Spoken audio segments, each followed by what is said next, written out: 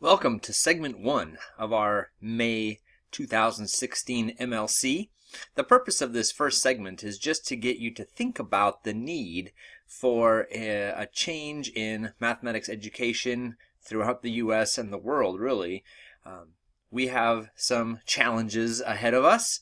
We have some changes in terms of our state standards, and I want you to kind of appreciate why we are doing these things.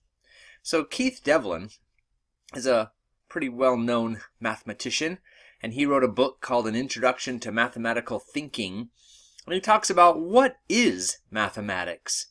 And this little image here just allows you to see some of his thinking, and I just want to highlight a couple of things as you look at this image. So first of all, look at that right about in the middle of the page where there's a past to present.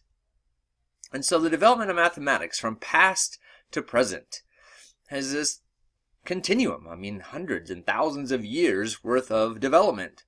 But then look below that, the development of math education. Our math education really has developed and then stopped. What we do even today is really not all that different from the math education of several decades ago.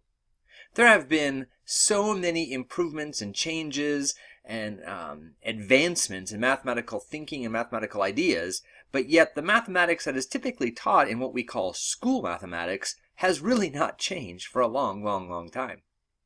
I like that image at the bottom too, where it shows how mathematics from 8000, they say BCE, all the way up until you see the black mark there, just about 1700. And it says that's where high school education stops. But yet from there on, there's all kinds of mathematical ideas that have changed the world, really, and we don't even get a chance. Our students don't get a chance to see those things. So we are, as we think about math standards, as we think about the current movement in math education and standards-based education, we're kind of looking at these things and trying to determine what should be taught, especially in this high-tech world that we live in. We also have an issue in terms of math achievement. So 60% of 13 million two-year college students are placed into developmental math classes. This is a big problem. As I mentioned, I teach at Chandler Gilbert Community College, and we see this every day where high school graduates come to us, and many of them place into below college level mathematics. This image kind of highlights that. 75% of students have to take 2 or more levels of below college ready mathematics.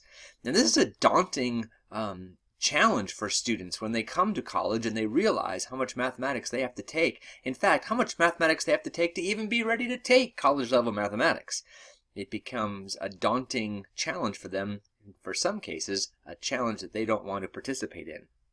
We also have a challenge that 75% of these students fail or drop these developmental math classes. In Arizona, 61% of Maricopa County high school graduates enroll in an Arizona Institute of Higher Education within a year after graduation.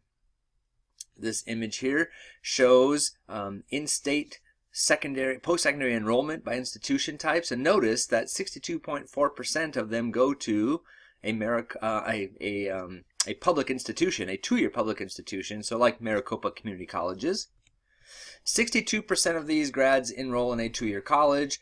Of these, 60% are enrolled in developmental math at the Maricopa County Community College District. So our stats are pretty similar to the stats nationwide.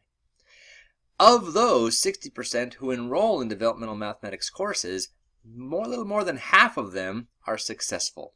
Only a little more than half of them are successful in their DevEd math classes.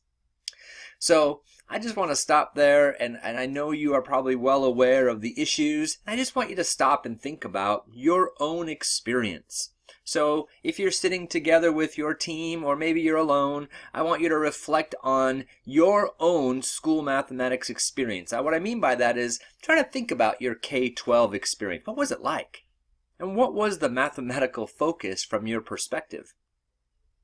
And then I want you to think about kind of thinking forward. What's ahead of us?